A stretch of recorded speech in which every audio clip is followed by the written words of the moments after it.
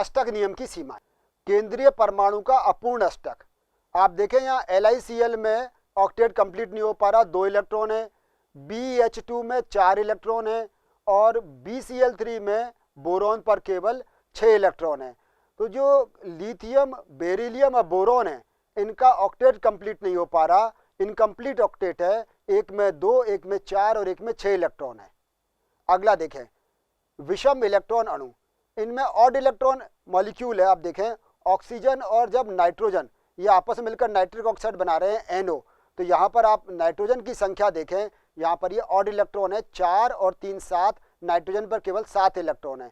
इसी प्रकार NO2 की बात करें तो NO2 भी ये विषम इलेक्ट्रॉन अणु का उदाहरण है, यहाँ भी ऑक्टेट कंप्लीट नहीं हो रहा है। प्रसारित अष्टक या इसमें एक्सपेंडेड ऑक्टेट कहते हैं।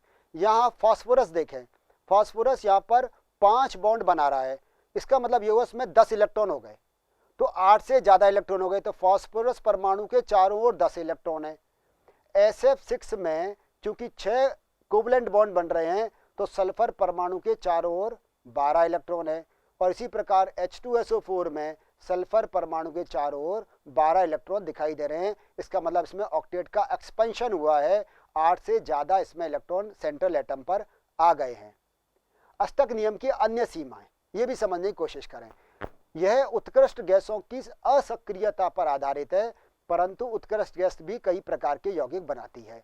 जैसा कि हम कह रहे थे पहले कि ऑक्टेट कंप्लीट हो जाना चाहिए, नोबल गैस कॉन्फ़िगरेशन हो जाना चाहिए, लेकिन कुछ नोबल गैसेज भी ऐसी हैं जो कंपाउंड्स बनाती हैं, तो यहाँ पर इसकी यह भी एक सीमा है।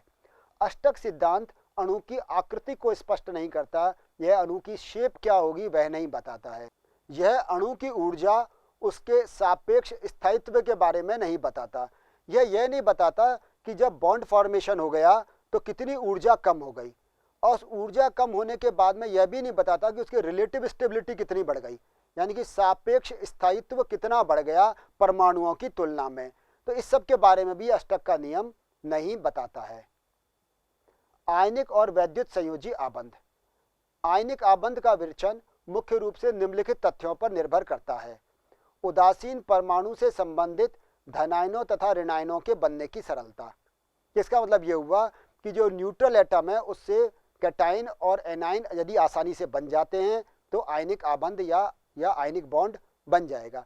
धनायनों तथा ऋणायनों की ठोस में व्यवस्थित होने की विधि, अर्थात क्रिस्टलीय यौगिकों के जालक का निर्माण, कि जो कैटाइन और एनाइन बन गए वो सॉलिड में, किसी भी सॉलिड में किस प्रकार अरेंज्ड रहेंगे, किस प्रकार व्यवस्थित रहेंगे, और उनके एक लैटिस फॉर्मेशन उनका किस प्रकार से होगा, यह आयनिक आबंध बताता है। धनायन का निर्माण उदासीन परमाणु में से एक अथवा अधिक इलेक्ट्रॉनों के निष्कासन द्वारा संपन्न होता है। कैटाइन कैसे बनेगा, जब न्यूट्रल एटम से एक इलेक्ट्रॉन निकल जाए। न्यूट्रल एटम से भी कैसे निकलेगा, उसके गैसियस स्टेट से। ये आप जानते हो, इसमें लिखा है आगे आयनन एंथैल्पी या आयनाइजेशन एंथैल्पी। आयनाइजेशन एंथैल्पी क्या है, यह क्या है कि एक उदासीन विलयित गैसीय परमाणु से एक इलेक्ट्रॉन को निकालने के लिए दी जाने वाली ऊर्जा, वह ऊर्जा जिससे कि हम किसी एटम की कौन सी अवस्था, गैसीय अवस्था से एक इलेक्ट्रॉन को निकालें, तो उस इलेक्ट्रॉन को निकालने के लिए जो ऊर्जा दी जाएगी वो आयनन एंथैल्पी कहलाती है। और जब इलेक्ट्रॉन निकल जाएगा तो वो क्या बन जाएगा, धनायन या कैटायन बन जाता है। तो जितनी कम आयनन एंथैल्पी होगी, जितनी आसानी से वो धनायन बन जाएगा, उतनी आसानी से वो क्या बनाएगा, आयनिक बॉन्ड बनाएगा। इसी प्रकार से उदासीन परमाणु द्वारा इलेक्ट्रॉन ग्रहण करने पर ऋणायन का निर्माण होता है। अब जैसे इसमें एक इलेक्ट्रॉन लिया और X माइनस बन गया, तो इसको इलेक्ट्रॉन लब्धि एंथैल्पी कहते हैं। लब्धि मतलब इलेक्ट्रॉन को प्राप्त करना। इलेक्ट्रॉन के प्राप्त करने पर निकलने वाली ऊर्जा, जब कोई उदासीन परमाणु गैसीय अवस्था में एक इलेक्ट्रॉन प्राप्त करता है तो और ऋणायन का निर्माण करता है तो कुछ ऊर्जा बाहर निकलती है, जिसे इलेक्ट्रॉन लब्धि एंथैल्पी कहते हैं। यहाँ आपको एक बात ध्यान में रखनी होगी कि जब कभी उदासीन परमाणु से ऋणायन बन रहा है, यानी कि एक इलेक्ट्रॉन उससे जुड़ रहा है, तब तो ऊर्जा बाहर निकलेगी। लेकिन जब वो एक बार ऋणायन बन गया और उसमें से एक इलेक्ट्रॉन और जोड़ें, उसमें एक इलेक्ट्रॉन और जोड़ें, तो अब की बार ये एंडोथर्मिक रिएक्शन होगी, ऊष्मा शोषी अभिक्रिया होगी, बजाय बाहर निकलने के यह आवश्यक होगी, क्योंकि इलेक्ट्रॉन और ऋणायन दोनों ही निगेटिवली चार्ज है। तो यहाँ हम केवल अभी इसी बात पर ध्यान दे रहे हैं कि कोई भी उदासीन गैसीय परमाणु में एक इलेक्ट्रॉन जोड़ा और वो ऋणायन बन गया, और इस ऊर्जा को हम कहते हैं इलेक्ट्रॉन लब्धि एंथैल्पी। और वो धनायन M+ और ऋणायन X- ये मिलकर क्या बना लेते हैं, Mx, यानी कि यौगिक का निर्माण कर लेते हैं। यहाँ M और X के बीच में जो बॉन्ड होगा वो क्या कहलाएगा, आयनिक बॉन्ड कहलाता है। आयनन एंथैल्पी हमेशा धनात्मक होती है, यानी कि एंडोथर्मिक रिएक्शन है, इसमें ऊर्जा की आवश्यकता होगी, जबकि इलेक्ट्रॉन लब्धि एंथैल्पी धनात्मक और ऋणात्मक दोनों हो सकती हैं। जैसे मैंने आपसे कहा कि जब दोबारा जुड़ेगा X- से इलेक्ट्रॉन जुड़ेगा तो वहाँ तो इलेक्ट्रॉन एनर्जी देनी ही पड़ेगी। आयनिक आबंध निम्न आयनन एंथैल्पी अपेक्षाकृत निम्न अधिक ऋणात्मक इलेक्ट्रॉन लब्धि एंथैल्पी वाले तत्वों के मध्य सरलता से बनते हैं। जैसा कि मैंने पहले कहा कि आयनन एंथैल्पी का मान जितना कम होगा, जितनी आसानी से इलेक्ट्रॉन निकल जाएगा, जितनी आसानी से वो धनायन में कन्वर्ट हो जाएगा, कैटायन में कन्वर्ट हो जाएगा, वो उतना ही आसानी से आयनिक बॉन्ड बनाएगा। इसी प्रकार से इलेक्ट्रॉन लब्धि एंथैल्पी भी जितनी कम होगी या जितनी अधिक निगेटिव होगी, वो आसानी से आयनिक बॉन्ड बनाएगा। आयनिक यौगिकों के क्रिस्टल में धनायन तथा ऋणायन त्रिविमीय रूप से नियमित रूप से व्यवस्थित रहते हैं। एक 3 डायमेंशनल वे में ये अरेंज रहते हैं और उससे क्या करते हैं, ये लैटिस का फॉर्मेशन करते हैं या जालक का निर्माण करते हैं। ये आयन कूलम्बीय अन्योन्य क्रिया जोड़ा आपस में जुड़े रहते हैं। ये कूलम्बीय इंटरेक्शन फोर्स होते हैं जिसके कारण से ये पॉजिटिव और नेगेटिव में, जिनके कारण से ये आपस में जुड़े रहते हैं। ये आपको NaCl की संरचना दिखाई दे रही है यहाँ पर, क्रिस्टल संरचना।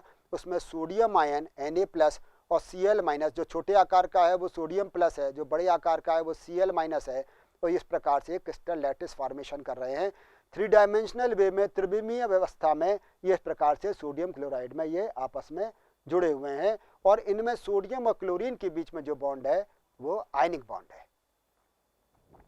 Na से Na+ बनने की आयनन एंथैल्पी 495.8 किलोजूल पर मोल है। यहाँ समझने की कोशिश करें, जैसे हमने कहा कि जब कभी भी सोडियम से सोडियम प्लस बनेगा तो ऊर्जा देनी पड़ेगी। वो आयनन एंथैल्पी कितनी है, 495.8 किलोजूल पर मोल। जबकि Cl से Cl- बनने पर इलेक्ट्रॉन लब्धि एंथैल्पी 348.7 किलोजूल पर मोल है, यानी कि जब Cl से Cl- बनेगा तो 348.7 किलोजूल पर मोल एनर्जी बाहर निकलेगी। तो आवश्यक कितनी हुई, 495.8, निकली कितनी, 348.7। इसका मतलब जब Na और Cl बन रहा है, Na से Na+, Cl से Cl-, तो ऊर्जा कितनी आवश्यक हो गई, 147.1 किलोजूल पर मोल।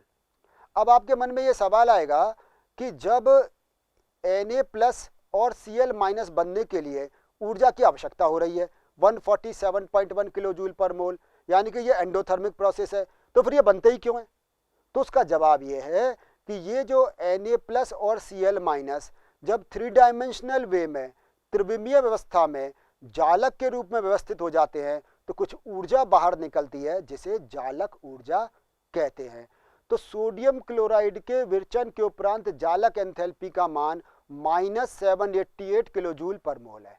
अब बात आपके समझ में आ गई होगी, जरूरत कितनी, 147, देखें आप 147.1, और निकल कितनी रही है, -788 किलोजूल पर मोल। इसका मतलब सोडियम क्लोराइड आसानी से बन जाएगा और बनने के बाद स्थायी भी हो जाएगा। क्यों? क्योंकि इसमें निकलने वाली ऊर्जा ज़्यादा है, यानी कि जो सिस्टम है या तंत्र है वो मिनिमम एनर्जी पर जा रहा है, वो लोअर एनर्जी पर जा रहा है, और कम ऊर्जा के जाने के कारण से वो स्थायी हो रहा है। किसी आयनिक यौगिक के स्थायित्व का गुणात्मक मान उस यौगिक के विरचन जालक एंथैल्पी पर निर्भर करता है, ना कि गैसीय अवस्था में उस आयनिक स्पीसीज द्वारा ऑक्टेट की प्राप्ति पर।